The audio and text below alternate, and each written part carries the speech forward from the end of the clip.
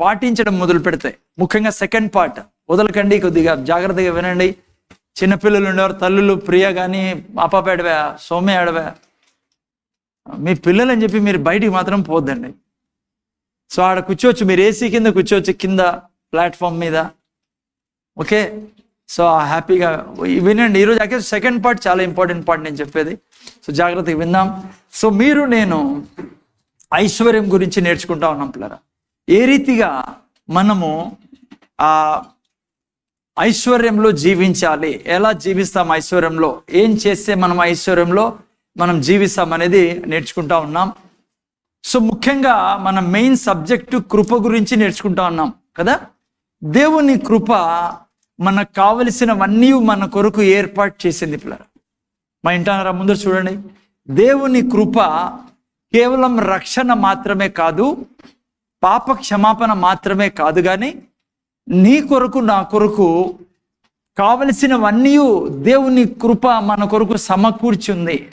అంటే దేవుని కృప మనకు కావలసిన ముఖ్యంగా ఇప్పుడు నేను చెప్తున్న సబ్జెక్టు, నీవు నేను బీదరికాన్ని దాని నీడలోకి కూడా పోకుండా, అప్పుల నీడలోకి పోకుండా, దారిద్రపు నీడలోకి పోకుండా దేవుని కృప మీ కొరకు నా కొరకు ఐశ్వర్యాన్ని సిద్ధపరిచింది. ఆ స్క్రీన్లు పనిచేసి ఆపరేషన్ తీసుకుని వాక్యం చాలని 2 Corinthians 8 పెట్టండి. ముందు చూడండి. ఆయన సో కేవలం క్రైస్తవులు అనుకుంటారు, యేసు ప్రభువుని రక్షకుడుగా అంగీకరించా, నా పాప క్షమాపణ అయిపోయింది, లేదంటే నేను స్వర్గానికి వెళ్తాను, ఇంతే అనుకుంటారు. లేదు పిల్లరా, బైబిల్ క్లియర్గా చెప్పేది ఏంటంటే, నీకు నాకు ఆయన మరణము ఐశ్వర్యవంతులుగా కూడా చేసింది. ఓకే, సో ఆ యొక్క విషయాన్ని నేర్చుకుంటాను. అయితే ఇది కూడా నేను మీకు చెప్తూనే ఉన్నా ప్రతి ఆదివారం, కృప ఇవన్నీ సమకూర్చింది, కానీ విశ్వాసం లేకుండా మనం దేవుని కృపని అనుభవించలేం.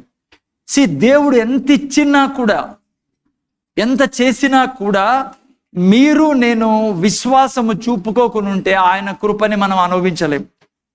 దేవుని కృప నా శరీరానికి కావాల్సిందంతా ఏర్పరిచింది, మనస్సుకు కావాల్సిందంతా ఏర్పరిచింది, ఆత్మకు కావాల్సింది ఏర్పరిచింది, మన పిల్లలకు కావాల్సింది దేవుని కృప మన కొరకు సిద్ధం చేసింది.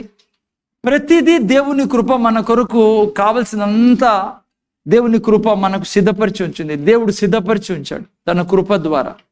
అయితే బిడ్డ, విశ్వాసము లేకుండా నువ్వు కొంత కూడా అనుభవించలేవు, ఆయన కృపని అనుభవించలేవు. అదే ఈరోజు సబ్జెక్ట్ మనం ప్రతి వారం నేర్చుకుంటా ఉన్నాం. ఓకే, దేవుని కృప సమస్తాన్ని సమకూర్చింది. ఉదాహరణకి మనం ఐశ్వర్యం గురించి నేర్చుకుంటా ఉన్నాం. ఎందుకు పెట్టలేదు మరి 2 Corinthians 8-9 తొందర పెట్టండి స్క్రీన్లో. ఎవరైనా మైక్లో చదవచ్చు అంతలోపు. ఏం ప్రాబ్లం ఉందా మీకు సిస్టంలో? 8-9 పెట్టండి. 2 Corinthians 8-9 చూడండి, క్లియర్గా బైబిల్ చెప్తుంది పిల్లరా. తెలుగు మాత్రమే పెట్టండి, ఇంగ్లీష్ వర్షన్ వద్దులే, చిన్న కనపడుతుంది. తెలుగు మాత్రమే పెట్టండి. ఓకే, యా చూడండి, చక్కగా మీకు చూపిస్తాను స్క్రీన్లో. దేవుని కృప, మీరు మన ప్రభువైన యేసు క్రీస్తు కృపను ఎరుగుదురు. మా దేవుని కృప ఏం చేసిందంట, మీరు ఎరుగుదురు. ఏం చేసింది? ఆయన ధనవంతుడై ఉండి మీరు తన దారిద్ర్యం వలన ధనవంతులు కావాలనని మీ నిమిత్తము ధరిసి, క్లియర్గా రాయబడింది. ఆయన కృప ఏం చేసిందంట, మీరు ఆయన ప్రభువైన యేసుక్రీస్తు కృపను ఎరుగుదురా. చాలా మంది ఎరుగుదురు. ఏం ఎరుగుదురు తెలుసా? ఆయన పాప క్షమాపణ ఇచ్చేవాడు, స్వర్గానికి తీసుకెళ్లేవాడు, ఆయన మనకు చీకటి నుంచి విడిపించేవాడు, రోగాల నుంచి విడిపించేవాడు కాదు పిల్లరా. అది అవి ఉన్నాయి, కానీ బైబిల్ క్లియర్గా చెప్పేది ఏమంటే, ఆయన ధనవంతుడై ఉండి మీరు తన దారిద్ర్యం వలన ధనవంతులు కావాలనే. మీ నిమిత్తం, ఎవరి నిమిత్తం దరిద్రుడైనాడు ఆయన? మీరు నేను ధనికులు అయితే మీరు ఇప్పటికీ దరిద్రులుగా ఉన్నారు అంటే ఆయన కృపని మీరు ఏం చేయడంలా, అనుభవించడంలా, తీసుకోవడంలా ఆయన కృపని. ఎప్పుడు దరిద్రుడయ్యారు? నిన్న వారం చెప్పాను నేను. ఈ లోకంలోకి వచ్చినప్పుడు కాదు. చాలా మంది అనుకుంటారు పశువుల పాకలు పుట్టాడు ఆయన, పాపం దరిద్రుడు ముందు నుంచే. నో, ఆయన చాలా ధనికుడు పిల్లరా ఈ సృష్టిలో వచ్చినప్పుడు. సిలువలో ఆయన పాపంగా మారాడు, శాపంగా మారాడు, బీదగా మారాడు, రోగిగా మారాడు, శాపగ్రస్తుడుగా మారాడు. సిలువలో ఆయన దారిద్రుడుగా మారాడు. ఎందుకు తెలుసా? గుర్తుపెట్టుకొని, మీరు నేను ధనవంతులు కావాలి అని. ఆయన కృప అది. ఓకే, ఇంకో వాక్యం కూడా చెప్ప 8:18 ద్వితీయోపదేశకాండం 8:18 ఏం రాబడింది? ఫాస్ట్గా పెట్టాలి శివాజీ. 8:18 చూడండి ఏం రాబడిందో. కాగా నీ దేవుడైన యెహోవాను జ్ఞాపకం చేసుకొనవలెను. ఎందుకయ్యా జ్ఞాపకం చేసుకోవాలని అంటే, ఏలైనగా తాను నీ పితరులతో ప్రమాణం చేసినట్లు తన నిబంధనను నేటి వలె స్థాపింపవలనని మీరు భాగ్యము సంపాదించుకొనుటకై. కృప ఒక పక్కన నిన్ను ధనికుడుగా చేసింది, ఆయన దరిద్రుడై. ముందు చూడాలి సిస్టర్. అంతేకాకుండా దేవుని వాక్యం చెప్తుంది జ్ఞాపకం చేసుకోమంటాను. ఎందుకంటే మనం అన్ని జ్ఞాపకం చేసుకుంటాం. ఆయన మంచోడని జ్ఞాపకం చేసుకుంటాం, దయాళుడని జ్ఞాపకం చేసుకుంటాం, శక్తిమంతుడని జ్ఞాపకం చేసుకుంటాం, పాప క్షమాపణ చేసేవాడని జ్ఞాపకం చేసుకుంటాం. ఇది మర్చిపోతాం. డబ్బు విషయంలో ఆయన్ని పక్కన పెట్టండి సార్. డబ్బు విషయం దేవుని దగ్గర తేకండి. డబ్బు ఉంటే పాపంలో ఉంటాం, లేకుంటే డబ్బు ఉంటే చెడ్డ డబ్బు చెడ్డదైతే ఆయన ఈ వాక్యం బైబిల్లో ఇవన్నీ రాపిడు. ఆయన కృప మాత్రమే కాకుండా ఆయన కృపలో ఉన్న మీతో నాతో నిబంధన చేసుకున్నాడు. ఆయన నిబంధన, రక్తపు నిబంధన. మీకు లాస్ట్ వీక్ చదివించాను నేను. రక్తములో అబ్రహాము దేవుడు ఇద్దరు నిలబడుకొని, ఈరోజు ఈ పిల్లడు చెప్పాడు కదా రక్తం యొక్క విలువ. బయట మాంత్రికులు కూడా రక్తాన్ని వాడతారు. ఎందుకో తెలుసా? దాంట్లో విలువ ఉంది. దాంట్లో ఏముంది? రక్తంలో ఏముంది? గట్టి చెప్పండి, ఏముంది? ప్రాణం ఉంది. దేవుడు ప్రాణం మీద నిలబడి ప్లరా. ఒకవేళ మీకు పాత నిబంధనలో గొర్రెల రక్తం, అది కొత్త నిబంధన గ్రంథంలో ఎవరి రక్తం మీద దేవుడు నిలబడి వాగ్దానం చేస్తున్నాడు?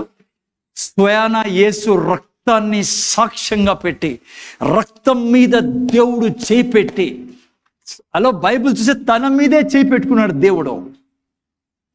అది నిబంధన అండి. ఓకే, నిబంధన అంటే నేను వారం చూసుకున్నాం. నిబంధన పాత నిబంధనలు మనం చూసుకున్నాం. ఎవరెవరి మధ్య జరిగేది? ఇద్దరు రాజుల మధ్య, లేకుంటే ఇద్దరు దేశాల మధ్య, లేకుంటే ఇద్దరు వ్యక్తుల మధ్య జరిగేది పిల్లరా. నిబంధనలో ఏం చేసేవారు వాళ్ళు? పిల్లరా రక్తం మీద నిలబడి ఒకరికొరు ఒట్టేసుకునే వాళ్ళు. ముఖ్యంగా ఆ యొక్క నిబంధనకు మెయిన్ థీమ్ ఏమంటే, ఒక మాటలో చెప్పాలంటే, నిబంధన చేసుకున్న వాళ్ళు ఏమంటున్నారంటే, ఇక్కడ నుంచి నా దగ్గర ఉండేదంతా నీది, నీ దగ్గర ఉండేదంతా నాది. దేవుడు అబ్రహాము ఏం నిబంధన చేసుకున్నారు? లేదంటే ఈరోజు నాకు దేవునికి మధ్య ఉన్న నిబంధన ఏమో తెలుసా? దేవునితో నేను అన్నా, నా దగ్గర ఉండేదంతా నీది, నీ దగ్గర ఉండేదంతా నాది. ఇది నిబంధన అంటే. నీ దగ్గర నా దగ్గర ఏముంది పిల్లరా? అలో, నీ దగ్గర నా దగ్గర దరిద్రం ఉండింది, శాపం ఉండింది, పాపం ఉండింది, మరణం ఉండింది, బీదరికం ఉండింది, చెడు ఉండింది మీ దగ్గర, నా దగ్గర. నిబంధనలో ఏమైందో తెలుసా? నాదంతా ఆయనకి ఇచ్చేసా, ఆయన దగ్గర ఉండేదంతా నాకు ఇవ్వబడింది. అందుకే ఆయన ఎంత నీతిమంతుడో నేనంత నీతిమంతుడిని, ఆయన ఎంత పరిశుద్ధుడో నేనంత పరిశుద్ధుడు. అందుకే బైబిల్ అంటుంది, యేసు ప్రభు ఏమై ఉన్నాడో మీరు నేను అదే ఉన్నాం. అది నిబంధన అండి. నిబంధన ఏం చేసింది తెలుసా? నువ్వు నేను ఐశ్వర్యవంతులు అయ్యే శక్తి మీకు నాకు ఇప్పుడు 8:18 అర్థమవుతుంది బిడ్డ.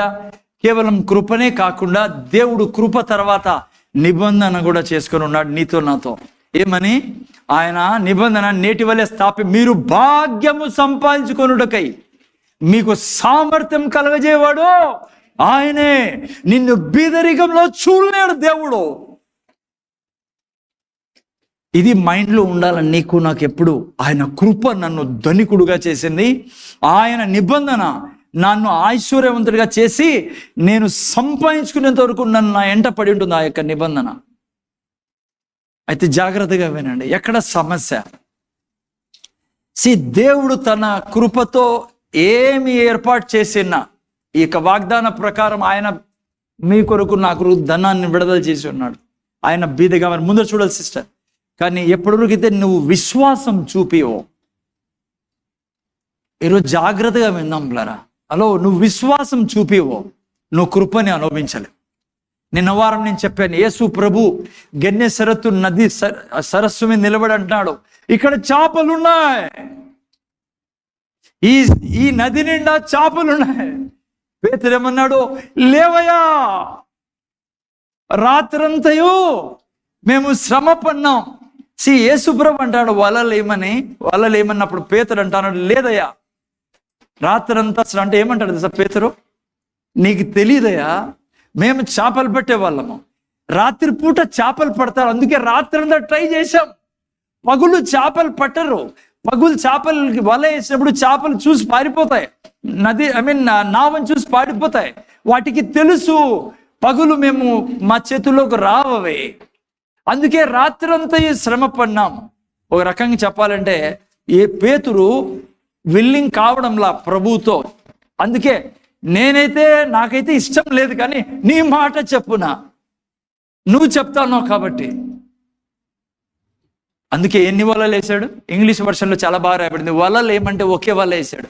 అది ఎట్లా వల వేసాడు కదా, ఎప్పుడైతే చేపలు దూరాయో వలలోకి సాష్టాంగ పడ్డాడు, యేసు కాళ్ళ మీద పడి అన్నాడయ్యా నా నుంచి దూరం పో, నేను చాలా చెడ్డోన్ని. తను పశ్చాత్తాపడ్డం మొదలు పెట్టాడు.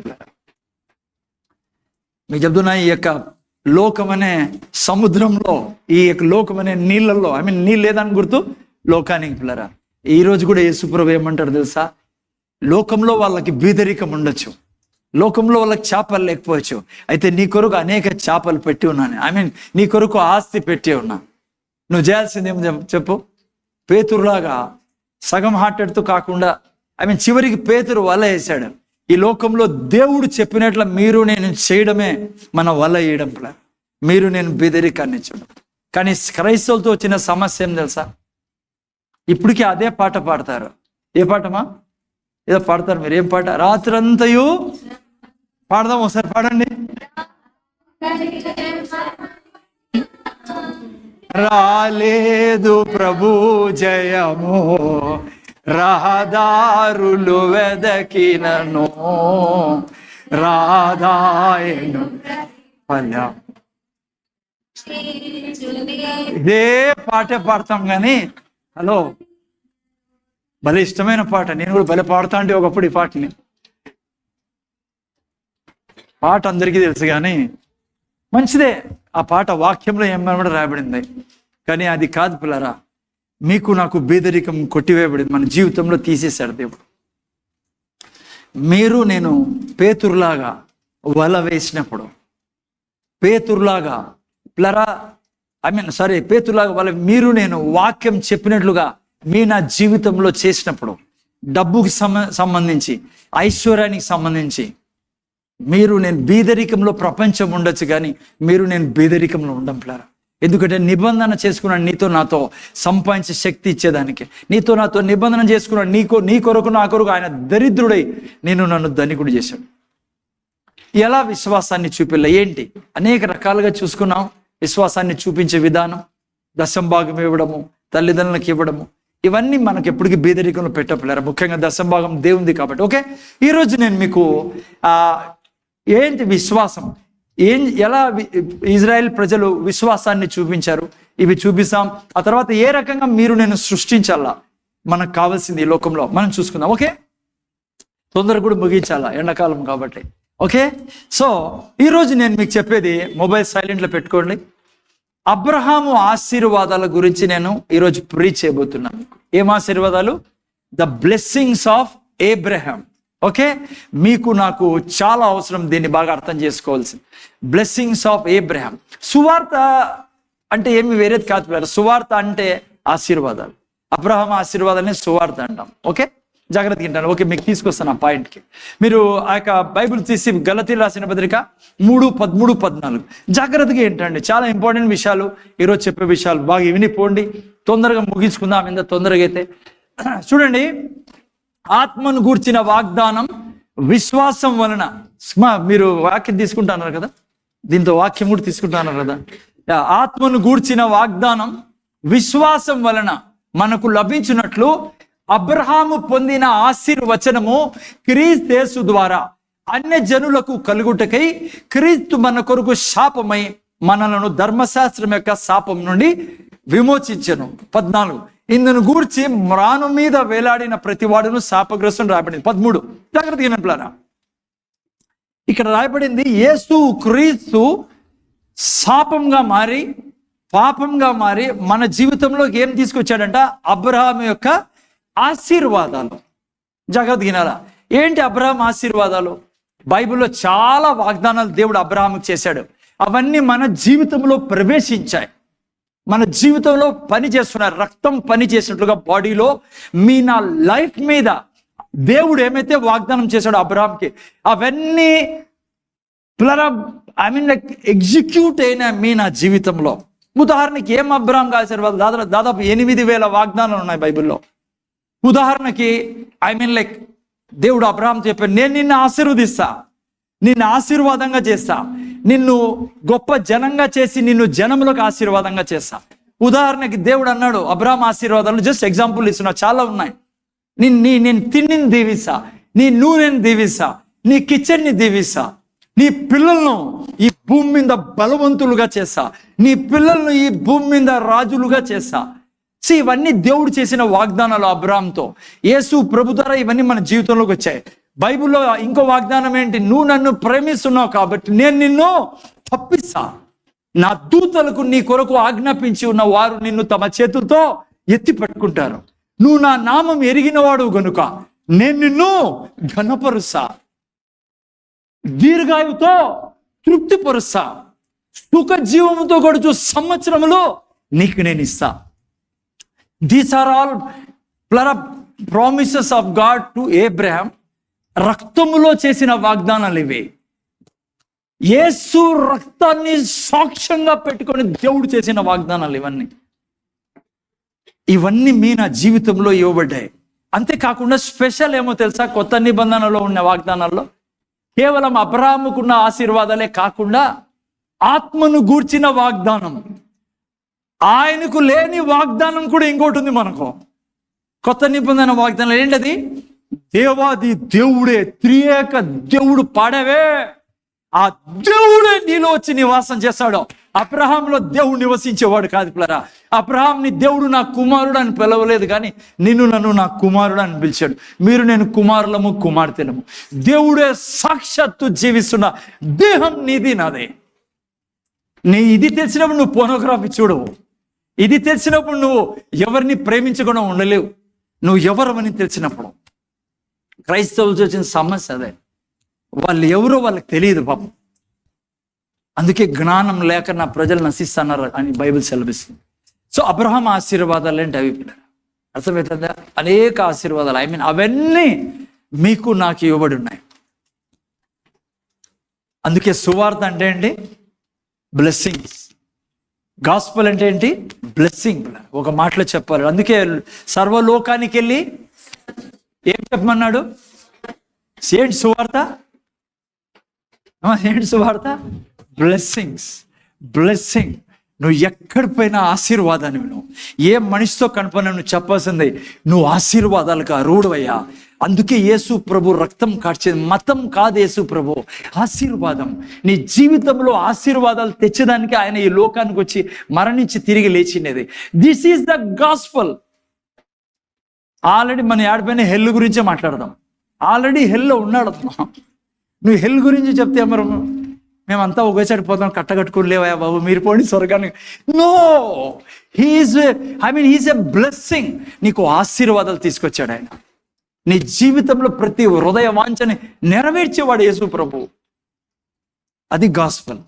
ఆదాము వచ్చి మన జీవితంలో నుంచి సమస్తాన్ని తొలగించాడు. యేసు ప్రభు వచ్చి సమస్తాన్ని తిరిగి తీసుకొచ్చాడు. పిల్లరా, నీకు తెలుసా నువ్వే ఆశీర్వాదం అని. అందుకే ఎప్పుడు నేను చెప్తా ఈరోజు ఏం చెప్పాలి. ఓకే, జాగ్రత్తగా వింటానని. ఓకే, అయితే జాగ్రత్తగా విన్నాను బిడ్డ. ఈ అబ్రహాము ఆశీర్వాదాలన్నీ నా జీవితంలో ఉన్నాయి, ఎగ్జిక్యూట్ అయినాయి. రక్తంలో మన జీవితంలో శరీరంలో ప్రవహిస్తున్నట్లుగా దీవెనలకు అర్హుడిని. కానీ జాగ్రత్త వినాలా, విశ్వాసం లేకుండా అబ్రహాం ఆశీర్వాదాన్ని నువ్వు అనుభవించలేవు. నువ్వు ఈవెన్ అబ్రహాము కుమారుడవే, నువ్వు అబ్రహాము కుమార్తెవే, ఈ ఉదయకాలం నీడు కూర్చొని ఉన్నావు. కానీ విశ్వాసము నువ్వు దేవుని ఎడల చూపించుకోకుంటే ఆ ఆశీర్వాదాలు అనుభవించలేవు. అదే నేను చెప్పాలి ఈరోజు. ఏ రకంగా విశ్వాసాన్ని నేను విడుదల చేయాలి దేవుని ఎదుట? ఉదాహరణకు చూడండి, దేవుడు ఇజ్రాయెల్ జనాంగాన్ని ఇజ్రాయెల్ జనాంగాన్ని ఐగుప్తు నుంచి ఎక్కడ తీసుకెళ్ళాడు? వాగ్దాన దేశం తీసుకెళ్ళాడు. వినండి, జాగ్రత్తగా వినండి. పాలు తేనెలు ప్రవహించు దేశంలో తీసుకెళ్ళాడు. ఓకేనా? అగ్రి? కానీ పాలు తేనెలు నోట్లో పల్లె, మిందొచ్చి పల్లె పాలు తేనెలు. కానీ ఆ దేశంలో ఉన్నారు. అక్కడ భూమి మీద ఏది నాటినా వాళ్ళకు పాలు తేనెలు ప్రవహింపజేస్తున్నది, ఏది నాటినా ఫలింపజేస్తున్నది. ఏది ముట్టుకున్నా వాళ్ళకు అక్కడ ఫలిస్తారు వాళ్ళు. అది ఆ దేశంలో పెట్టాడు. కానీ ఆటోమేటిక్గా వాళ్ళ మీదకి వచ్చి పల్ల. ఎంతవరకైతే వాళ్ళు విశ్వాసం చూపించలేదో. ఓకే, నేను చెప్తా ఏదో విశ్వాసం చూపించడం బైబిల్లో నుంచి. నేను ఒక రిపోర్ట్ చదువుతాను పిల్లరా, మీరు చాలామంది చదివింటారు ఒకవేళ. ప్రపంచంలో కొన్ని దేశాలు, విశ్వాసం గురించి కొద్దిగా మీకు బయటకు వచ్చి కొద్దిగా ఎగ్జాంపుల్ వేయాలని ఆశపడతాను. ప్రపంచంలో కొన్ని దేశాలు ఉన్నాయి, రిచెస్ట్ కంట్రీ పిల్లరా. అసలు వాళ్ళ దేశంలో ఎవడు బీదరికంలో ఉండడానికి వీలు లేదు, అంతుంది వాళ్ళ దగ్గర. చాలా దేశాలు ఉన్నాయి. వాళ్ళు ఒకవేళ ఆ దేశంలో ఉదాహరణ అమెరికా అనుకుందాం. నేను అమెరికా రిపోర్ట్ చదివాను. అక్కడ ఏం చేస్తారు, ఆ గవర్నమెంట్ ఏం చేస్తుంది? ఉదాహరణకి ఎవరైనా బీదర్లో ఉద్యోగం లేదు, తినేకి లేదనుకో, ఏం చేస్తుందో తెలుసా గవర్నమెంట్? నేను ఇండియా చెప్తున్నాను, నేను పోలే అమెరికాకి ఎప్పుడు. ఓకే, అయితే వాళ్ళు ఏం చేస్తారంటే, ఆ వ్యక్తికి నీకు జాబ్ లేదు కదా అని చెప్పి వాళ్ళే ఉండేకి ఇల్లు ఇస్తారంట పిల్లరా. ఇచ్చి ఇంట్లో బెడ్ ఇస్తారట, టీవీ స్క్రీన్ కూడా ఇస్తారంట, టెలిఫోన్ కూడా ఇస్తారంట, టీవీకి ఏమంటారు కేబుల్ కనెక్షన్ కూడా ఇస్తారు. ఇచ్చి అంత మాత్రమే కాకుండా, వినండి ఇప్పుడు అక్కడ జరుగుతుందని మీకు చెప్తాను. వాళ్ళకు బిల్స్ ఇస్తారంట. బిల్స్ అంటే రోజుకి 3 పూట్ల తినేకి నీకు, అంటే నాకు ఎగ్జాక్ట్ తెలియదు కానీ ఓకే $15 ఖర్చు అవుతుంది. వాళ్ళు 3 టికెట్లు ఇస్తారంట వాళ్ళకి, ట్యానికి పోయి తినరా అని. ఎక్కడ ఈ బిల్ ఇచ్చి ఎడన్నా తిన్నావు. సపోజ్ రోజుకి $20 అనుకుందాం, ఐ డోంట్ నో ఎగ్జాక్ట్లీ, $5 టిఫిన్కి, $7 లంచ్కి, $7 డిన్నర్కి అనుకుందాం. ఇలా ఇచ్చి వాళ్ళని పోషిస్తారంట. నువ్వు ఎక్కడ పోద్దు, రోడ్లో పడి అడుక్కు తినద్దు అని చెప్పి గవర్నమెంట్ ఇస్తే, చాలామంది ఏం చేస్తారు తెలుసా? ఈ తాగుడుపోతు వాళ్ళు, డ్రగ్స్కి అలవాటు పడిన వాళ్ళు ఏం చేస్తారంటే, ఆ రోజు తినాల్సిన తిండి బిల్స్ ఉంటాయి కదా, ఒక $20 అనుకోండి, ఆ బిల్లు $2 అమ్మేసి, $3 అమ్మేసి, ఆ $3 తీసుకుని పోయి తాగి బ్రిడ్జి కింద పడింటారంట, కాలువ దగ్గర పడింటారంట. తాగే డ్రగ్స్ కోసం తాగుడు అలవాటు. గవర్నమెంట్ ఏం సమస్య చెప్పండి. ఇంకా చాలా చాలా కంట్రీస్ ఉన్నారు. కొన్ని కంట్రీస్లో అయితే చాలా బాగా చూసుకుంటారు ప్రజల్ని. ఇక్కడ కథ ఇడిచిపెట్టండి, నేను బయట చెప్తాను. Okay, hello. అయినా వాళ్ళు ఎందుకు గట్టర్ దగ్గర పోయి పడుకున్నారు, కుక్కలతో పడుకున్న కారణం ఏంటో సార్? వాళ్ళ జీవితంలో వాళ్ళకున్న బలహీనత, వాళ్ళకున్న ఆ దేశమేడల వాళ్ళకు ప్రేమ లేకపోవడం, లేదంటే విశ్వాసం లేకపోవడం. దేవుని బిడ్డలకు కూడా దాదాపు దేవుడు ఏది కొదవచి కూడా అన్ని అరేంజ్ చేసి పెట్టాడు. చూడండి, ఇజ్రాయెల్ జనాంగము పాలు తేనెలు ప్రవహించే దేశంలో పోయిన తర్వాత దేవుడు వాళ్ళలోకి నోట్లోకి వచ్చి పడేటట్లా చేయలే పాలు తేనెలు. ఏం చెప్పాడు దేవుడు వాళ్ళకి తెలుసా మీకు? చూడండి ఏం చెప్పాడు. ద్వితీయోపదేశకాండం 26వ అధ్యాయం తీయండి. ద్వితీయోపదేశకాండం 26. హలో 26 1 నుంచే చదవండి నాయనా. నీ దేవుడైన యెహోవా నీకు స్వాస్థ్యముగా ఇచ్చుచున్న దేశమునకు నీవు వచ్చి దాన్ని స్వాధీనపరుచుకొని దానిలో నివసించినప్పుడు నీ దేవుడైన యెహోవా నీకు ఇచ్చుచున్న నీ భూమిలో నుండి, మెల్లిగా చదువు నాయనా, నీ దేవుడైన యెహోవా నీకు ఇచ్చుచున్న నీ భూమిలో నుండి నీవు కూర్చుకొని భూఫలములన్నిట్లోనూ ప్రథమ ఫలములను తీసుకొని గంపలో బాగా అర్థం చేసుకోండి. మనం కూడా అందరూ గంపలు కొనుక్కుందాం. ఓకే, బాగా అర్థం చేసుకోండి దేవుడు ఏమంటున్నాడో. పాలు తేనెలు ప్రవీణ్ దేశం తీసుకెళ్ళా, ఇంకా నువ్వు హ్యాపీగా ఎంజాయ్ చేయమల్లా, ఎంజాయ్ చేయాలా, బట్ నన్ను మర్చిపోద్దు నువ్వు, ఇది ఇచ్చింది నేను. సో నువ్వు నా కొరకు ఏం చేయాలి, నీ విశ్వాసాన్ని చూపిలా. ఏ రకంగా చూపిస్తావు? నీ దేవుడైన యెహోవా నీకు ఇచ్చుచున్న నీ భూమిలో నుండి నీవు కూర్చుకున్న భూఫలములన్నిట్లోనూ ప్రథమ ఫలములను తీసుకొని గంపలో ఉంచి నీ దేవుడైన యెహోవా తన నామమునకు మందిరమును ఏర్పరచుకున్న స్థలమునకు వెళ్ళి, ఇది మాత్రం చెప్పద్దు సార్, మిగతాది ప్రీచ్ చేయండి. నో, కృప ఆయన దీవెన అనుభవించడానికి నువ్వు విశ్వాసం చూపేలా. ఎలా విశ్వాసం చూపిస్తానో ఇదిగో ఇప్పుడు చూడండి ఏం రాయబడింది ఇక్కడ. వాళ్ళు ఏం చేయాలంట, ఆ యొక్క పంట పండిన తర్వాత సింపుల్గా చెప్పిన టైర్ తీసుకెళ్ళాల. ఇదైతే మనకు అర్థమవుతుంది పాపం, ఇవన్నీ అర్థం కాకుండా. ఎలా తీసుకెళ్ళాలంట? గంపలో తీసుకెళ్ళి ఆ దినములను నుండి యాజకుని యొద్దకు పోయి, యెహోవా మా పితరులకు ఇచ్చదనని ప్రమాణం చేసిన దేశమునకు నేను వచ్చి ఉన్న సంగతి నేడు నీ దేవుడైన యెహోవా సన్నిధిని గడి చెప్పాలా, ఒప్పుకొనుచున్నానని అతనితో చెప్పవలెను. ఆ తర్వాత యాజకుడు ఆ గంపను నీ చేతిలో నుండి తీసుకొని నీ దేవుడైన యెహోవా బలిపీఠం ఎదుట ఉంచగా, నీవు నా తండ్రి నశించుచున్న ఆరామీ దేశస్థుడు. ఎవరు చెప్పండి వాళ్ళ తండ్రి? చెప్పాలి ఎవరో, క్విజిటస్. ఇప్పుడు ఇక్కడ వాళ్ళు అంటున్నారు, నీవు నా తండ్రి నశించుచున్న ఆరామీ దేశస్థుడు. ఎవరైనా ఆరామీ దేశస్థుడు? ఎవరు వీళ్ళ తండ్రి?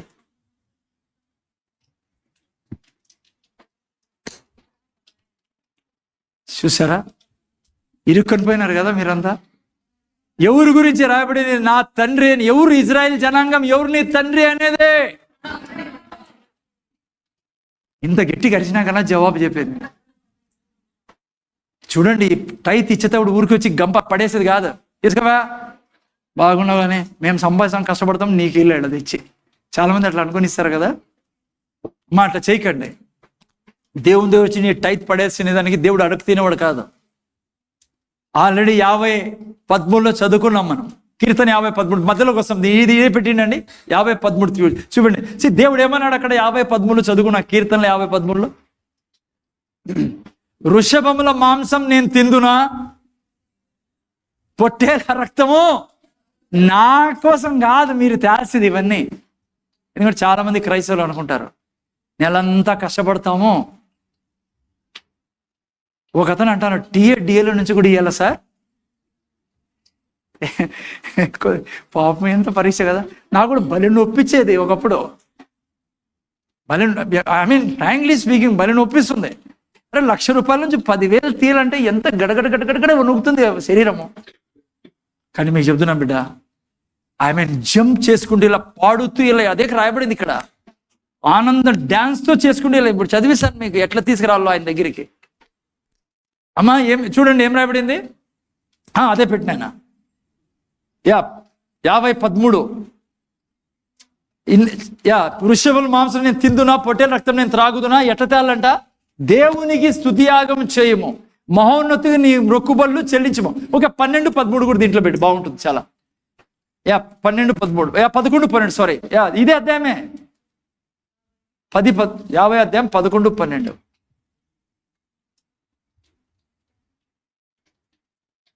కొండలు చూడండి, దేవుడు ఏమంటాడు నాయన? కొండలలోని పక్షులన్నింటినీ నేను ఎరుగుదును, పొలములోని పశువాదులు నా వశమై ఉన్నవి, లోకమును దాని పరిపూర్ణతయు. అంటే దేవుడు ఏమంటాడంటే, మీరు ఏడుస్తారో బాధపడతారో నాకు 10వ భాగం ఇచ్చేదానికి. నేను తింటానా? రక్తం నేను తాగుతానా? యాక్చువల్గా ఇవన్నీ ఎవరివి అంటున్నాడు దేవుడు. ఎవరివి ఇవన్నీ? అసలు ఈ సృష్టి ఎవరిది? నువ్వు చేస్తాంటే ఉద్యోగం ఎవరిది? ఎప్పుడు అనుకో నా ద్వారా వచ్చిందని. నీకంటే మహానుభావులు చాలామంది ఉన్నారు, కానీ నీకు దొరికింది అది. దేవుడు మనుషులతో ఎట్లా మాట్లాడుతున్నాడో అందుకే మీరు నేను అట్లా అనుకోకూడదు. దేవునికి టైట్ ఇచ్చేటప్పుడు. ఇప్పుడు నేను ద్వితీయోపదేశకాండం 26లో యాడుంటి మాట మనము వినండి పిల్లలు ఆడుకొని మీరు ముందర చూస్తానండి. ఇప్పుడు చూడండి అమ్మా ఏమంటున్నా, ఏమన్నా వచ్చి ఆడ టైట్ తీసుకొచ్చి ఏదేలా బాధపడకుండా బ్యాగ్లో వేయకూడదు.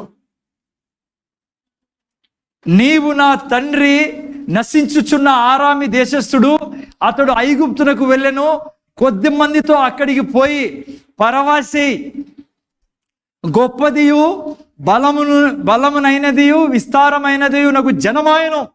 ఎవరి గురించి రాయబడింది? ఎక్కడ గొప్ప జనమాయలు? ఐగుప్తులో పిల్లలు.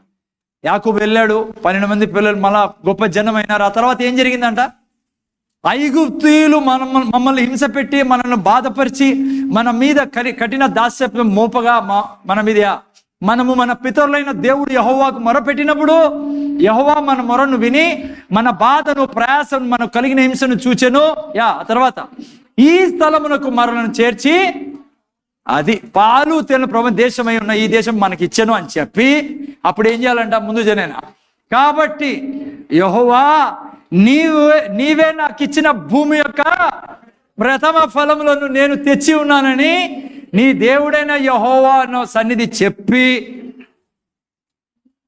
నీ దేవుడైన యెహోవా సన్నిధి దాన్ని పెట్టి, నీ దేవుడైన యెహోవా సన్నిధి నమస్కారం చేసి, నీకును నీ ఇంటి వారికి నీ దేవుడైన యెహోవా దయచేసిన మేలంతటి విషయమును నీవు లేవీయులను నీ దేశంలో ఉన్న పరదేశును సంతోషపరచవలను. ఇంకా ఉందని ఆయన ఏమన్నా? 10వ భాగం ఇచ్చు సంవత్సరం. ఓకే, చాలా ముందు చూడండి. ఆయన ఇంకా ముందుకు ఉంది. టైత్ ఎట్లేలు రాయబడింది ఈ అధ్యాయంలో. హలో, ఏంటి విశ్వాసం చూపించడం? వీళ్ళు పాలు తెరలు ప్రవేశపెట్టాడు. అయిపోయినా దేవుడు అంటాడు, నో, నీవు పాలు తెనలు తినాలంటే నువ్వు నాకు విశ్వాసం చూపి. ఏం విశ్వాసం చూపేలా? ఏం దేవునికి కావాలా? దేవుడు ఏమంటాడా తెలుసా? నేనే దీనికి కారణం, నీ ఆస్తికి కారణం, నీ ఉద్యోగానికి కారణం, నీ జీవితానికి నేను ఏమంటారు తెలుగు సోర్స్ని, ఆధారం. నేను నీకు ఆధారం అని నువ్వు నాకు చూపించాలా, నువ్వు నాకు కృతజ్ఞత కలిగి ఉండాలా. అందుకే టైత్ ఇచ్చేది. ఏం నేర్చుకుంటున్నాం? కృప మన కొరకు ఎంతో ఆస్తిని పెట్టింది పిల్లలు. ఆయన బీదోడై నిన్ను ధనికుడు చేశాడు, అది కృప. కానీ కృపని విశ్వాసం లేకుండా మనం అనుభవించలేం. ఎలా విశ్వాసం చూపిస్తాం? మీరు నేను టైత్ ఇవ్వడం ద్వారా. నా దశంభాగము నా జీవితంలో ఏం తెచ్చిస్తుంది? ఆయన ఏదైతే ఆస్తి పెట్టాడో అది తెచ్చిస్తుంది.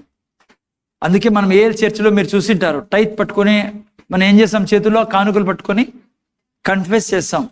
చాలా మందికి అనిపించుంటుంది, లేట్ అయితే మళ్ళీ ఇదొకటి అని. ఈ చర్చిలో ఏది చేసినా దేవుని కృప వలన బైబిల్ ఏం చెప్తుందో అదే చేస్తాం. అందుకే మనం నిలబడి ఏం చెప్తాం చెప్పండి? తన వాగ్దాన్ని చాలా చెప్పాలా, కానీ కనీసం ఏం చెప్తున్నాం? తండ్రి, నువ్వు మాకు ఆస్తి ఇచ్చిన దేవుడు, నీ ద్వారా వచ్చిండేది ఇది. ఇదిగో నువ్వు ఇచ్చిన దాంట్లో నుంచి మేము దశంభాగం ఇస్తున్నాం. ఇదిగో తండ్రి, మాకు ఆస్తి ఇచ్చే దేవుడు నువ్వు, ఆకాశవాకిలి తెరిచి పట్టజాంత విస్తారంగా దీవెనిచ్చే దేవుడు అని చెప్పి ఇస్తాం. కొంతమంది కొత్త వాళ్ళకి అర్థం కాదు, పాపం ఏంది వీళ్ళు, ఎందుకు వేరే చోటు నుంచి వచ్చింటారు కాబట్టి తెలియదు వాళ్ళకి. తప్పేం లేదనుకో, నేర్చుకుంటారేడా సాయి సరి కూర్చో, నేర్చుకుంటారు వచ్చి. అర్థమవుతుందా? నైనా ఏది చేసినా దేవుని కృప వలన మనము వాక్యం చెప్తానే చేస్తాను. ఓకే, ఎందుకు కొంతమంది కొత్త వాళ్ళు తెలియదు. ఒక ఆమె స్కానర్ చూసి ఆమె చాలా బాధపడింది. స్కానర్లో డబ్బులు తీసుకుంటున్నారు అంటే ఆమెకు డబ్బులు ఇస్తేనే, క్యాష్ ఇస్తేనే దేవుడు తీసుకుంటాడు, స్కానర్లో తీసుకోడు అనుకుంటాడు. దినాలు మారిపోయినాయి తల్లి, రేపు పొద్దున్న నీకు డబ్బులు ఉండవు, అన్నీ ఫోన్లోనే. సో బాధపడకు, స్కానర్ పెట్టింది ఆయనే. హలో, ఆమె కొత్త వాళ్ళు వస్తారు, రకరకాలుగా ఉంటాయి, నో ప్రాబ్లమ్స్. అయితే జాగ్రత్తగా వినంలేరా, మీరు నేను నా విశ్వాసాన్ని చూపించే విధానం ఏంటి? మీరు నేను టైత్ ఆఫరింగ్ ఇవ్వడం ద్వారా, టైత్ ఇవ్వడం ద్వారా ముఖ్యంగా జాగ్రత్తగా వినంలేరా. ఎందుకు టైత్ ఇస్తాను చెప్పాలా? టైత్ ఎందుకు ఇస్తానమంటే, సార్ నేను టైత్ ఇచ్చినప్పుడు నా టైత్ తీసుకొని దేవుడు చూసి సంతోషపడి, పాప తెచ్చింది టైత్, ఇప్పుడు నేను ఏం చేయాలా అని దేవుడు చూసుకొని నాకు ఇస్తాడు సార్ తిరిగి. నో, ఆల్రెడీ మీకు చెప్పా స్టార్టింగ్లోనే. ఎందుకు టైత్ ఇస్తాను? ఆల్రెడీ దేవుని కృప నాకు ఇచ్చింది, దానికి కృతజ్ఞతగా నేను టైత్ ఇస్తాను. హ్యాండ్ పంప్ మర్చిపోద్దండి. హ్యాండ్ పంప్ గుర్తుందా? చెప్పండి, గుర్తుంది సార్? అర్థమైందా? ఏం చేస్తా అంటే, భూమి కింద చాలా నీళ్లు ఉన్నాయి, అయితే కొన్ని నీళ్లు ముందు పైన పోసి హ్యాండ్ పంప్ కొట్టాలా. కొంతమంది ఆ నీళ్లు కూడా తాగేశారు. చెప్పాను మీకు, స్టోరీ గుర్తుందా? యాత్రికుడు ప్రయాణం, అమ్మాడు బోర్డు ఉంది, బోర్డు ఉంది ఈడ, మీకు రోజు చెప్తాను, బోర్డు రాయబడింది ఆడ. ఏమని? ఇక్కడ నీళ్లు ఉన్నాయి, ఈ నీళ్లు పంపులోకి వేసి కొడితే నీకు కావలసినంత తాగొచ్చు, నీ వెనకలు వచ్చే వాళ్ళు కూడా మిగిలించి పోవచ్చు, నువ్వు ప్రయాణం అంతటి కూడా తీసుకొని వెళ్ళొచ్చు. మన వాళ్ళు ఏం చేస్తారు తెలుసా? పక్కది మళ్ళా చూసుకుందాము, ఇప్పుడు తాగుతాం, టై తినేస్తాం మనం. అట్లా చేయకండి పిల్లరా. ఓకే, ఎప్పుడు కూడా గుర్తుపెట్టుకోండి, నా దశంభాగం ఇవ్వడము దేవునికి పిల్లర విశ్వాసం చూపించడం. ఆల్రెడీ ఎంతో ఉంది నీ కొరకు నాకు. సమస్య అయినా కష్టమైనా దేవునిది తినకండి. ఎందుకు తెలుసా? దేవుడు నీకు నమ్మదగిన దేవుడు. నువ్వు నమ్మనప్పుడే టై తినేస్తావు, నువ్వు వాక్యాన్ని నమ్మనప్పుడే తినేస్తావు. నేను కూడా తప్పు చేశాను కాబట్టి చెప్తాను. ఆరంభంలో కొన్ని సంవత్సరాల క్రితం మాట, ఇప్పుడు కాదు. నేను మీ ముందు చెప్పా ఈ చర్చ ఏం చేస్తాను. మన దగ్గర తక్కువ ఉండవు పిల్లరా, ఉన్నిడే. నువ్వు నమ్మవు, అంత సాతాన్ని నమ్మని నేను. వాడికి తెలుసు నువ్వు ఎంత గొప్ప వ్యక్తిగా చేయబడ్డావు. ఓకే, ఇది ఒక భాగం, కృప, విశ్వాసం, ఐశ్వర్యం గురించి. ఇప్పుడు నేను చెప్పబోయే భాగాన్ని జస్ట్ 20-30 మినిట్స్ క్లియర్గా వినండి. నేను ఒక మంచి విషయాన్ని మీలో పెట్టబోతున్నా. విశ్వాసం చూపించే విధానం. డబ్బు విషయంలో మీరు విన్నారు. ఆశీర్వాదాలని అనుభవించాలంటే ఏం చేయాలి నేను? ఓకే, మీరు నేను ఇప్పుడే చదువుకున్న అబ్రహాం ఆశీర్వాదాలని కలిగి ఉన్నవారు. ఏం చేస్తే నేను ఆశీర్వాదాలని అనుక్షణం అనుభవిస్తాను నా జీవితంలో? ప్లీజ్ కేర్ఫుల్గా వినండి నాతో పాటు. మొదటి అధ్యాయం, ఆదికాండం 1వ అధ్యాయం 22వ వాక్యం వినండి. ఆదికాండం 1వ అధ్యాయం 22వ వాక్యం. ముందర చూస్తున్నారా? ముందర చూడండి బిడ్డ. బైబిల్లో ఫస్ట్ సారి ఆశీర్వాదము అనే పదం రాయబడినది ఇక్కడే. అమ్మా వింటున్నారా? బైబిల్లో ఫస్ట్ సారి ఆశీర్వాదం రాయబడినది. చాలా కేర్ఫుల్గా వినాలా. చూడండి, ముందు చూడండి. దేవుడు మీరు ఫలించి అభివృద్ధి పొంది సముద్ర జలములలో నుండి నిండి ఇండుడని పక్షులు భూమి మీద విస్తరించుగాకని వాటిని ఆశీర్వదించను. ముందు చూడాలి, అక్కడికి చూడొద్దు. పోనీ మిస్ అయిపోతే కష్టం. ఇదే మళ్ళీ ఎప్పుడు వస్తుందో నీ చెవుల్లోకి, మీ హృదయాల్లోకి. జాగ్రత్తగానండి. ఇక్కడ దేవుని వాక్యం ఏమంటుందంటే, దేవుడు ఏం చేస్తున్నాడు? దేవుడు ఎవరితో అంటున్నాడు? చేపలతో, పక్షులతో అంటున్నాడు దేవుడు. జాగ్రత్తగా విని బిడ్డ, చాలా ఇంపార్టెంట్. నేను మాటి చెప్తున్నా. దేవుడు ఏమంటున్నాడు వాళ్ళతో? మీరు ఫలించి అభివృద్ధి పొంది విస్తరించండి అన్నాడు. ముందర చూడాల, ప్లీజ్ అర్థం చేసుకోండి. ఇక్కడ ఏం రాయబడిందంటే ఈ వాక్యంలో దేవుడు పని చేసే విధానం రాయబడింది. బిడ్డ ముందర చూడనైనా దేవుడు ఎలా పని చేస్తాడు ఈ సృష్టిలో అనేది రాయబడింది. దేవుడు పని చేసే విధానం ఏమంటే, ఆఫ్ చేయండి మైక్స్. దేవుడు కొన్ని చేపల్ని సృష్టించాడు. మైక్స్ ఆఫ్ చేయండి. నేను దేవుడు కొన్ని చేపల్ని సృష్టించాడు, కొన్ని పక్షుల్ని సృష్టించాడు. చూసానారా? దేవుడు వాటిని ఆశీర్వదించాడు. ఫలించండి, అభివృద్ధి చెందండి, నింపండి ఈ సృష్టిని. అందుకే చేపలతో నిండి ఉంది సముద్రం, పక్షులతో నిండి ఉంది ఈ భూమి సృష్టి. మీకు తెలుసా, ప్రపంచంలో ఉండే ప్రజలందరూ చేపలు తిన్నా రోజు చేపలు అయిపోవు. అన్ని చేపలు, పక్షులు ఉన్నాయి. ప్లీజ్ అర్థం చేసుకోండి బైబిల్ ఏం చెప్తుందో. ఇక్కడ వినాలి మీరు. దేవుడు మీకు నాకు తను పని చేసే విధానము, తనకి కావాల్సింది తెచ్చుకునే విధానం చెప్తాన్నాడు ఇక్కడ. దేవుడు ఎలా తను ఈ సృష్టిలో పని చేస్తాడంటే, తనకు కావలసిన దాన్ని ఆయన చూసి దాంతో మాట్లాడతాడు. దేవుడు అక్కడ అన్నాడు, ఫలించుడి మీరు చేపలతో, పక్షులతో. అక్కడ దానికి ఏం రాయబడింది? ఆయన ఆశీర్వదించాడు దాన్ని. ఏ విధంగా? ఈ విధంగా ఫలించుడి, అభివృద్ధి చెందండి, విస్తరించండి, ఈ సృష్టిని నింపండి మీరని. ఇది దేవుడు పని చేసే విధానం. జాగ్రత్త దీని బిడ్డ, ముందర చూడు. ఎందుకు దేవుడు తను పని చేసే విధానాన్ని చెప్తానంటే, దేవుని స్వరూపంలో, పోలికలో ఉన్న నువ్వు నేను ఎలా జీవించాలో ఈ సృష్టిలో, మీరు నేను ఎలా ప్రవర్తించాలో, ఎలా మన జీవితం ఉండబోతుందో చెప్పేదానికి మొదట ఈ మాట చెప్పడం జరిగింది. ఎందుకంటే ఇది చేసిన తర్వాత దేవుడు ఏమన్నాడు 26లోకి వచ్చి 26వ వాక్యంలో, మనిషిని నేను నా స్వరూపంలో పోలికలో, దేవుడు మన స్వరూపంలో మన పోలికలో నరులను చేదు, వారు సముద్రపు చేపలను, ఆకాశ పక్షులను, సమస్త భూమిని, భూమి మీద పాకు ప్రతి జంతువుని ఏలుదురుగా. కానీ ముందు చూడండి, ఆయన దేవుడు అంటున్నాడు, నేను మనిషిని నా స్వరూపంలో పోలికలో సృష్టిస్తాను. ఏంటయా దేవా నీ స్వరూపము పోలిక అంటే 22వ వాక్యంలో పోండి, నా పోలికను మీరు అక్కడ చూస్తారు. నా పోలిక, నా పని చేసే విధానం ఏమంటే, నేను మాట్లాడే దేవుడిని, మాట్లాడే దేవుడు. ఏ విధంగా? నేను ఆశీర్వదించేదే. ముందు చూడు బిడ్డ, తలెత్తండి. ఆశీర్వదించే దేవుడిని నేను.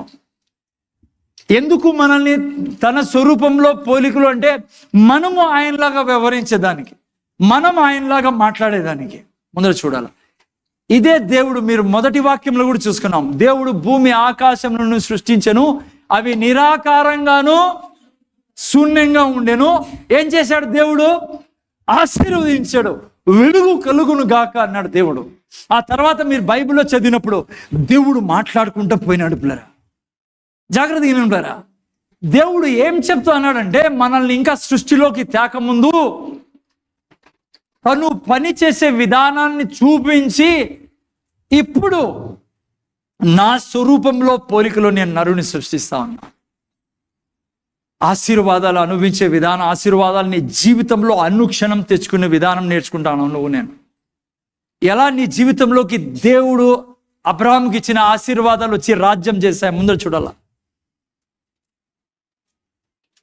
ఎలా అయితే దేవుడు ఆశీర్వాదాలు తెచ్చాడో ఈ సృష్టిలోకి, ఎలా అయితే ఆశీర్వాదాలు ఈ భూమిలోకి సృష్టించాడో, పుట్టించాడో, అదే విధంగా మీరు నేను కూడా మన జీవితంలో ఆశీర్వాదాలు తెచ్చుకుంటాం. దేవుడు ఎలా తెచ్చాడు? దేవుడు కొన్ని చేపల్ని, కొన్ని పక్షుల్ని సృష్టించి దేవుడు అన్నాడు, వాటిని చూసి దేవుడు ఆశీర్వదించాడంట. ఏం చేశాడు దేవుడు? ఫలించుడి, అభివృద్ధి చెందండి, నింపండి ఈ సృష్టిని. జాగ్రత్తగా ఇప్పుడు మీరు నేను యేసు ప్రభుని రక్షకుడుగా అంగీకరించడం ద్వారా నూతన సృష్టి అయిన మీరు నేను దేవుని స్వరూపం, విశేషం ముందు చూడాలా, స్వరూపంలో పోలికలో ఉన్నాం పిల్లరా. ఎందుకు తెలుసా? దేవుళ్ళ మీరు నేను నా సృష్టిని సృష్టించడానికి, మీకు నాకు దేవుడిచ్చిన ఆశీర్వాదాన్ని అనుభవించడానికి ఏం చేస్తావు? ముందు చూడు. మీరు నేను ఎలా నా జీవితంలో ఆశీర్వాదం అనుభవిస్తామండి. ఉదాహరణకి చాలా ఉంది, నాకు మీకు అవసరమైందని నేను చెప్తాను. హలో, రూమ్లో నిలబడినాను పొద్దున్న లేచి, జాగ్రత్తగా విను బిడ్డ, నీ ఇంటి మధ్యలో నిలబడు. ముందర చూడాలా, నీ ఇంటి మధ్యలో నిలబడి నీ ఇంట్లో చూడు. నీ ఇంట్లో నువ్వు చూస్తూ ఏం చెప్పాలో తెలుసా? ఉదాహరణకి నాకు తెలుసు మీ ఇంట్లో ఏమేమి ఉన్నాయి ఏమేమి లేవో అనుకుందాం. మీ ఇంట్లో సోఫా లేదు, ఫర్నిచర్ లేదు, టీవీ లేదు, స్టీరియో లేదు. ముందు చూడాలా, ఏం చేస్తావు? ఇంటి మధ్యలో నిలబడి యేసు నామములో ఈ ఇంట్లో సోఫా ఉండును గాక, ఈ ఇంట్లో టీవీ స్క్రీన్ ఉండును గాక, ఈ ఇంట్లో స్టీరియో ఉండును గాక, ఈ ఇంట్లో బెస్ట్ ఫర్నిచర్ ఉండును కాక. ఇది చెప్పకుండా గుడ్డ నెత్తి మీద వేసుకొని మాట్లాడొద్దండి. నేను ఏం చెప్తానో వినండి. నువ్వు కూడా నిలబడే, మీకు తెలుసు బ్రదర్, రాత్రి అంతా ఎంత శ్రమ పడ్డామో మేము, అయినా కూడా ఏమీ దొరకలేదంటే దొరకదు. ఒక పద్ధతి ఉంది అన్ని తెచ్చుకునే దానికి జీవితంలో. ముందర చూడండి అందరూ. హలో, ఏం చేయాలి బిడ్డ? ఇను ఇడిచిపెట్టద్దు దీన్ని. నువ్వు లేచి ఉదయమనే కాదు, ఏ క్షణమైనా నువ్వు జీవించే విధానం నేను చెప్తాను నీకు. నువ్వు నిలబడి నీ ఇంట్లో చెప్పాలా, యేసు నామములో ప్రేమ ఇంటిని రాజ్యం చేయను గాక, ప్రేమ ఇంట్లో రాజ్యం చేయను గాక. మీ ఇంటి ఫోటోని పెట్టుకోవడం, మొత్తం సైన్యాన్ని చూపించి చెప్పు, ఈ భర్త అగాపే ప్రేమతో ఈ ఇంట్లో ప్రవర్తించును గాక, నా భార్య అగాపే ప్రేమతో నుండి ఈ ఇంట్లో జీవించును గాక. జోక్ కాదు ఇది, మీకు మొక్కి చెప్తాను నేను. నవ్వి వెళ్ళిపోద్దని ఇటు నుంచి తుడుచుకొని.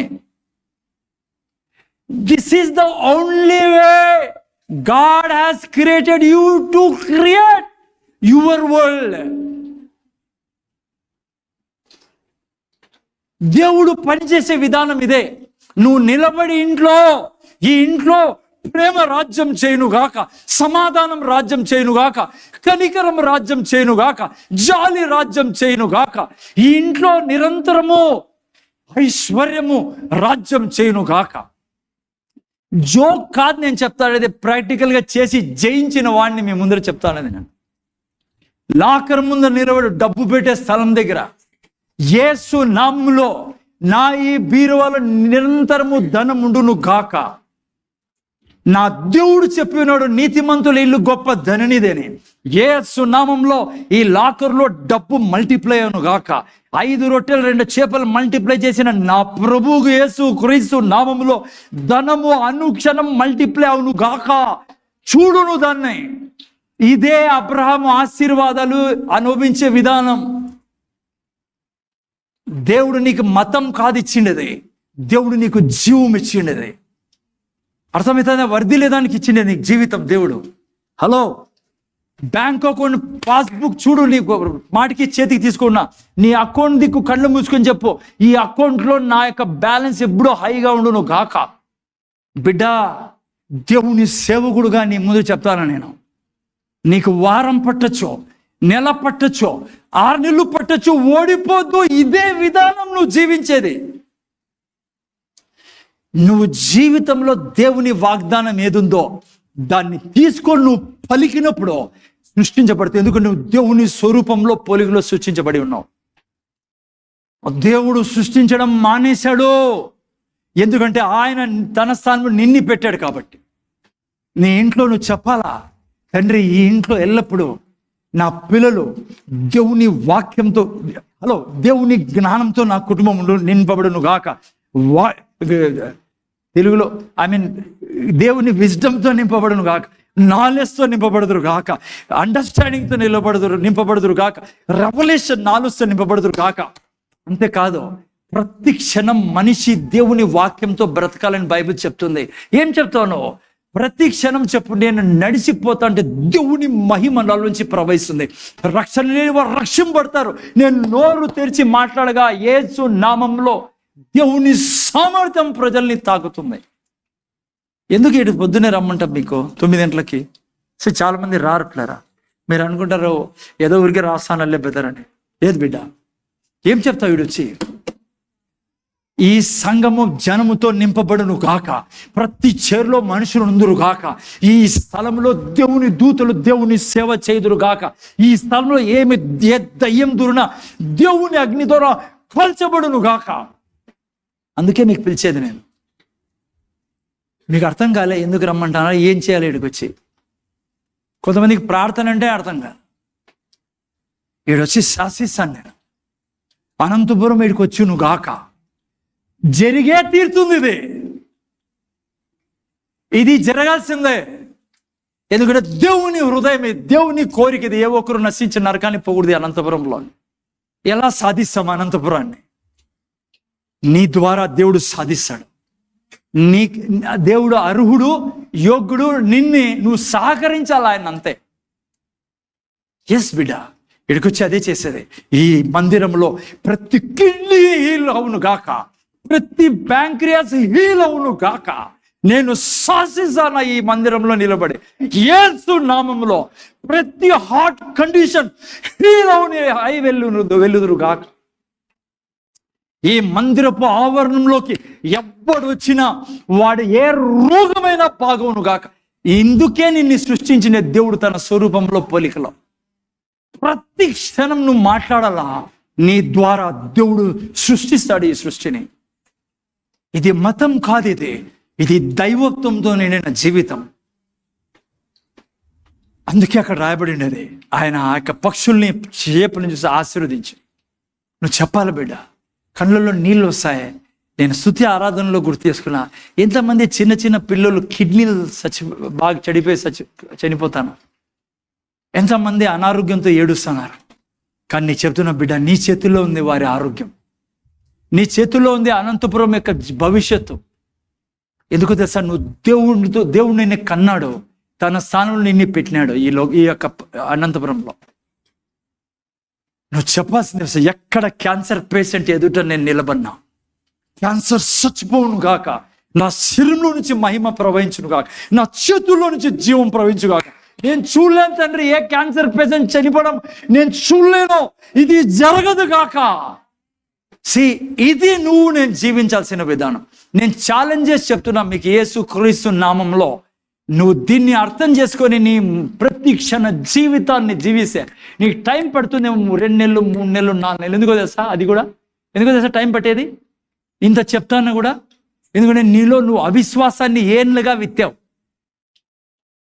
ఆ యొక్క అవిశ్వాసాన్ని దేవుడు తోడి దాన్ని తొలగించి నీ యొక్క ప్రతి మాటను ప్రతిష్ఠిస్తాడు ఆయన. నువ్వు అనుభవించిన తర్వాత ఈ భూమి నుంచి పైకి లేపుతాడు నేను దేవుడు. ఇది క్రైస్తవుడు జీవించే విధానం.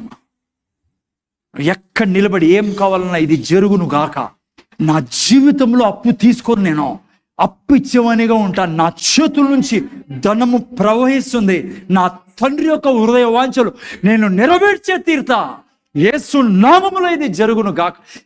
That's the thing. If you start speaking, everything will be changed. Please understand. Don't go to devil. Don't go give your mind to devil. See, ఇప్పుడు నువ్వు కూర్చొనే వాడు నీతో ఎదమాట, ఇది నీ కాదు, నీ జరగదు, నువ్వు పాపివి. నో, నువ్వు చెప్పాల, పరిశుద్ధత నా జీవితం మీద రాజ్యం చేయను గాక. నా దేవుడు ఎంత పరిశుద్ధుడని అంత పరిశుద్ధుని. నాలో కామ క్రోధ మదం ఆశ్చర్యాలేని జీవితం నాది. ఎందుకంటే దేవునికి పుట్టి ఉన్నా నేను. దేవుని నేచర్ నాలో ఉండేది. దేవుడు ఎంత ఐశ్వర్యవంతుడైనా అంత ఐశ్వర్యవంతుడై. జస్ట్ స్టార్ట్ చేయి, చూడు, కొద్ది రోజుల్లోనే నీ జీవిత చక్రం టర్న్ కావడం మొదలు పెడుతుంది. బిడ్డ, క్రైస్తవుడు జీవించే విధానం ఇదే. దేవుడు మనిషిని తన స్వరూపంలో పోలికలో సృష్టించి అన్నాడు, మీరు ఫలించి అభివృద్ధి చెంది విస్తరించి వశపరుచుకొని రాజ్యం చేయమన్నాడు. దేవుడు రాజ్యం చేసేట్లే మీరు నేను రాజ్యం చేయాలా. నీకు అర్థమవుతుంది బిడ్డ నేనేం చెప్తున్నాను? హలో, నీకు నాకు ఎంత అథారిటీ, ఎంత పవర్ ఇచ్చారంటే నువ్వు నేను ఇమాజిన్ చేయలేం. పేలిపోతుంది మన mind. Exactly what's ever Jesus is no at present. ఈ రోజు ఆయన ఏమై ఉన్నాడో, ఎగ్జాక్ట్లీ ఆయన ఏమై ఉన్నాడో బిడ్డ అయినా వెనకలు కూర్చున్నాలో, హూ యు ఆర్ అండ్ మీ, నువ్వు నేను అదే ఉన్నాం. Same power, same authority. But నీకు తెలియకుంటే ఆ యొక్క సామర్థ్యం, శక్తి అంతా అట్లే ఉండిపోతుంది బిడ్డ. ఎందుకు అబ్రహాము పడ్డారు వాళ్ళు మాట్లాడేదానికి, ఆశీర్వాదాలు పలికేదానికి. ఇస్సాకు తండ్రి నన్ను దీవించు. యాకోబు దగ్గరికి ఏసావు, ఎందుకు యాకోబు పోటీ పడ్డారు? ఎందుకు యాకోబు అంత మోసం చేయాల్సి వచ్చింది వాళ్ళ నాయనకు? ఎందుకంటే they know the power of blessings. When the fathers speak, when you speak upon your wife, when you speak upon your children, ఏది త్యాదు, స్కూల్ త్యాదు, యాది త్యాదు వాళ్ళ మీద జ్ఞానం. నువ్వు మాట్లాడితే తల్లిదండ్రులుగా నీ బిడ్డల మీద. అందుకే కదా యోసేపు, అయ్యా తండ్రి నువ్వు మాట్లాడయ్యా, నా పిల్లల మీద చేపెట్టి మాట్లాడు. అందుకే తల్లిదండ్రులు మనం ఎప్పుడు శపించకూడదు మన పిల్లలను. మనం అసలుకి ఏ మనిషిని శపించకూడదు బిడ్డ. ఇంకోటి చెప్తున్నా మీకు, శుక్రవారం కూడా చెప్పాను నేను. అందుకే ప్రేమ అందుకే ఇంపార్టెంట్ బైబిల్లో. అన్నిటికంటే ముఖ్యమైనది ప్రేమ. ఎందుకు తెలుసా? ప్రేమ ఉన్నవాడు ఎప్పుడు శపించాడు, ఎప్పుడు చెడ్డ మాట్లాడింది. జాగ్రత్తగా వినంటారా? ఎందుకు వాళ్ళు తాపత్రయపడేవాళ్ళు ఆశీర్వాదాల కోసం? ఎందుకంటే ఆశీర్వదించడంలో ఆశీర్వాద శక్తి ఉంది. ముఖ్యంగా నువ్వు యేసయ్య రక్తంతో కడవబడి నిబంధన ఉన్న నీ నోట్లో బహు సామర్థ్యం ఉంది బిడ్డ. ఊహించలేం, వర్ణించలేం, ఎవరి చేత కాదు చెప్పేదానికి. దేవునికి ఎంత శక్తి ఉందో అంత శక్తి నీకు ఇచ్చాడు దేవుడు. ఎందుకంటే ఈ భూమి మీద తన యొక్క చిత్తాన్ని నీ ద్వారా నెరవేర్చాలని. నాది టైం లేదు. 128వ కీర్తన తీసుకొని నీ భర్త గురించి చెప్పు బిడ్డ. ఏనుండే నాకు ఒక మాట చెప్తాను మీకు. ఈరోజు నీ భర్తకు నీకు ప్రాబ్లమ్స్ ఉండొచ్చు. పాప మీ లోకంలో ఉంది, చెడ్డ మనుషులు ఇంట్లో ఉండడం వలన నీ భర్తతో సమస్య ఉండదు. Don't curse them, stand in the house. 128వ కీర్తన తీసుకొని చెప్పు, ఇది నా భర్త, ఇట్లా ఉంటాడు నా భర్త, నా భర్త నన్ను చూసునే కరుణికరంతో నిండిపోవును గాక, దయతో నిండిపోవును గాక, జాలితో నిండిపోవును గాక, నన్ను చూస్తూనే తను దేవుళ్ళ నన్ను ఆదరించును గాక. See I don't know you speak or not, నేను ఎప్పుడు చెప్తా దేవుళ్ళ ఈ వ్యక్తిని నేను ప్రేమిస్తా, దేవుళ్ళ ఈ వ్యక్తితో వ్యక్తిని నేను క్షమిస్తా. I tell this hundreds of times.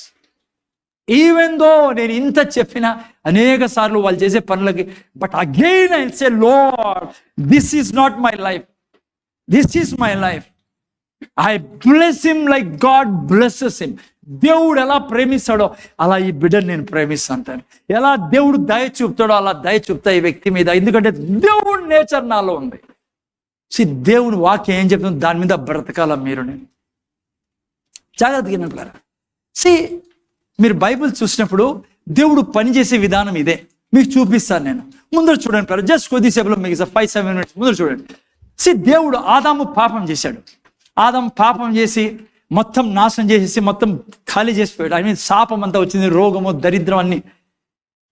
తర్వాత దేవుడు ఏం చేశాడు, అప్పుడు వాళ్ళని ఆశీర్వదించాడు, పక్షులను ఆశీర్వదించాడు. అని చేశాడా? అంతా ఏమైంది, ఆ సృష్టి ఫినిష్ అయిపోయింది పాపం వల్ల. ఇప్పుడు జాగ్రత్త ఏంటంటే,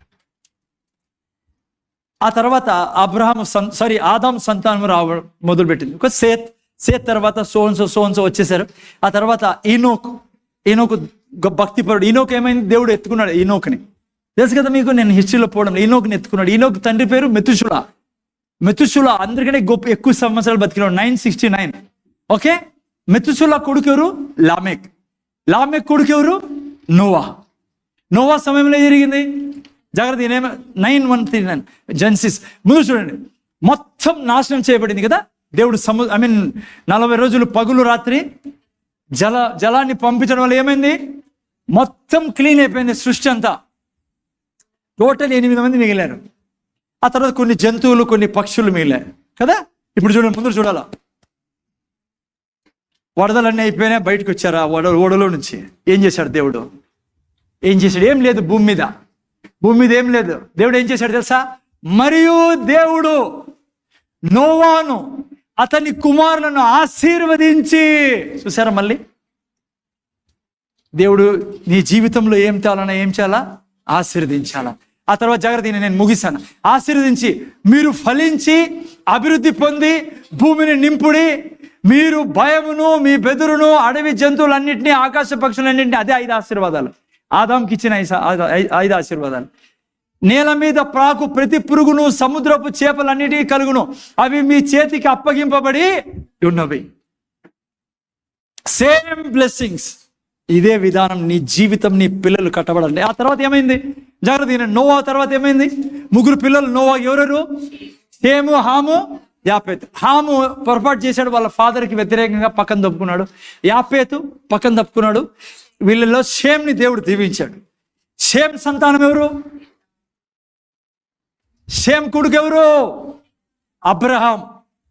అంటే ఆ తర్వాత వంశంలో అబ్రహామును దేవుడు తీసుకున్నాడు. చూడండి, ఈ వంశాన్ని దీవించుకున్నాడు. అబ్రహాం ఏమన్నాడు, అబ్రహామా నేను నిన్ను ఆశీర్వదిస్తా, నిన్ను ఆశీర్వాదంగా చేస్తా, నిన్ను గొప్ప జనంగా చేస్తా, నిన్ను జనములకు ఆశీర్వాదంగా చేస్తా, నీ నామము గొప్ప చేస్తా.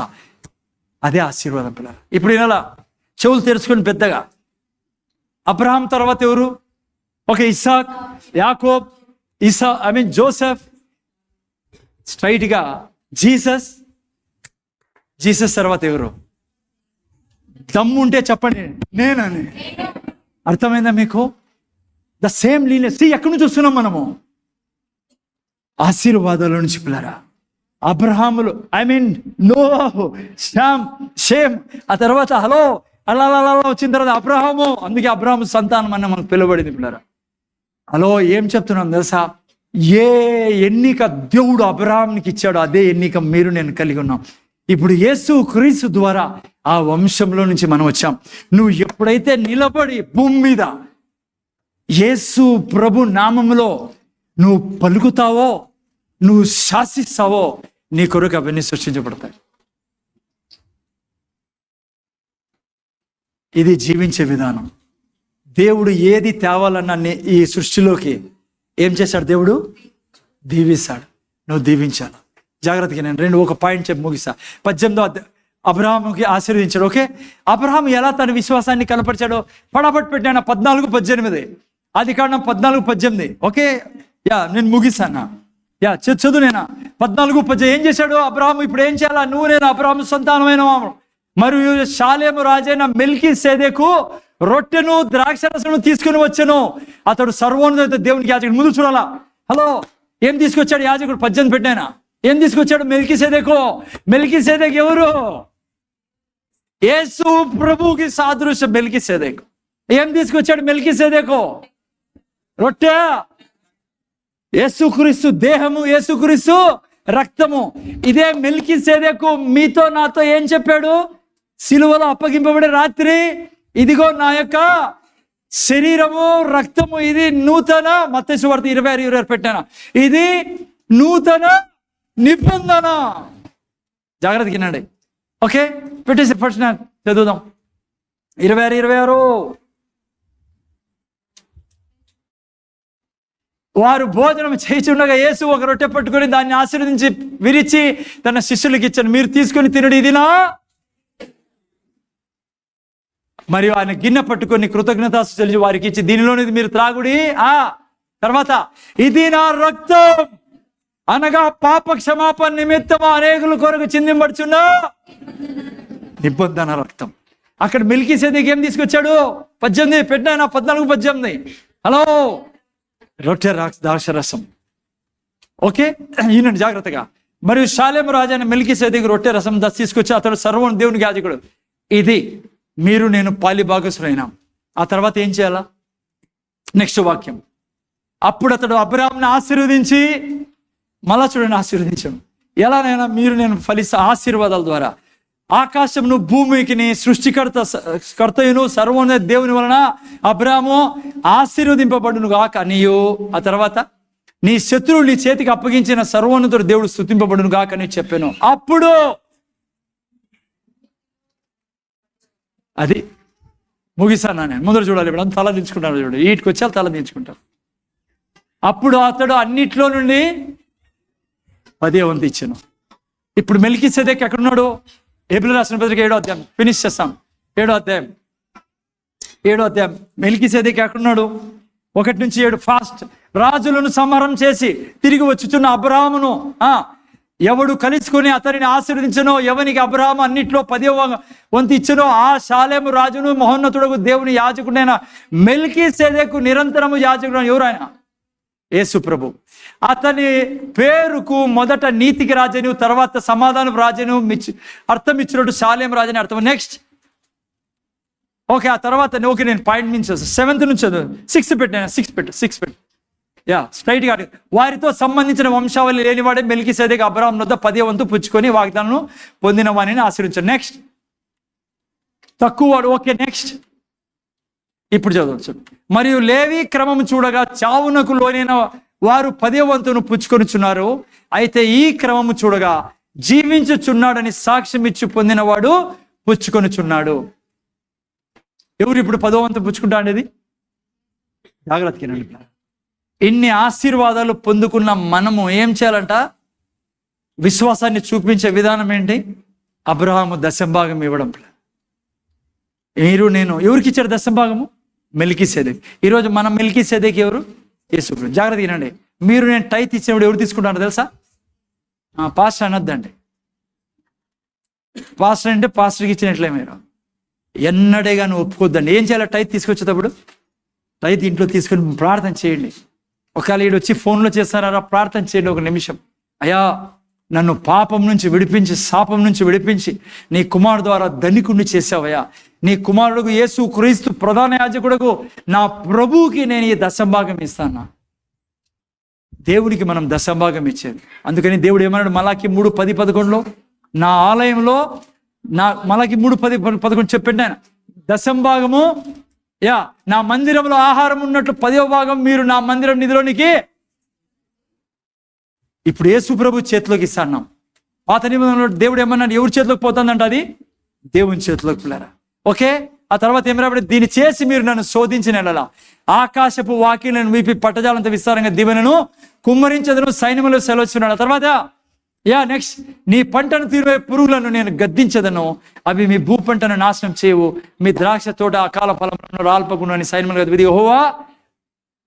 ఫినిష్. ముందర చూడండి, దేవుని కృప అపారమైన కృప పిల్లల. ఐఎమ్ లైక్ అన్నీ ఇవ్వబడింది మనకు యేసుక్రీస్తులో సంపూర్ణ. అందుకే యేసు అన్నాడు ఫినిష్. 7 మాటలు చెప్పబోయే వాళ్ళు, it is finished. What is finished?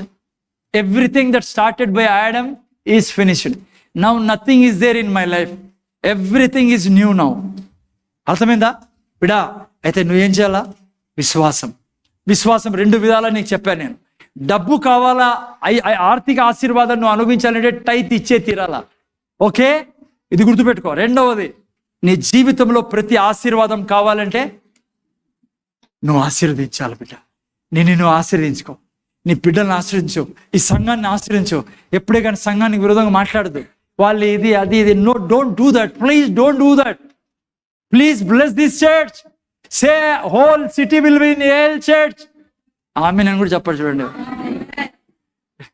ఒక ఇంగ్లీష్లో మీకు అనంతపురం జిల్లా అంతా ఏఎల్ చర్చ్లో ఉండును గాక. అనంతపురం జిల్లా రక్షింపడును గాక.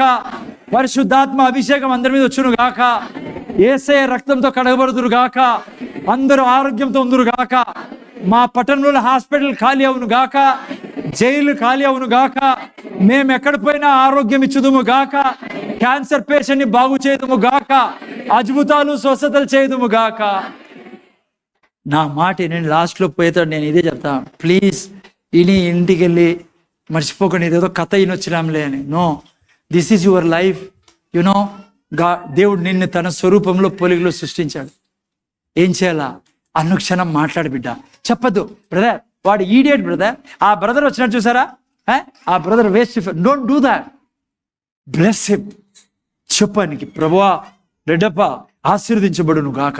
ఈ బిడ్డ వర్ధిల్లును గాక.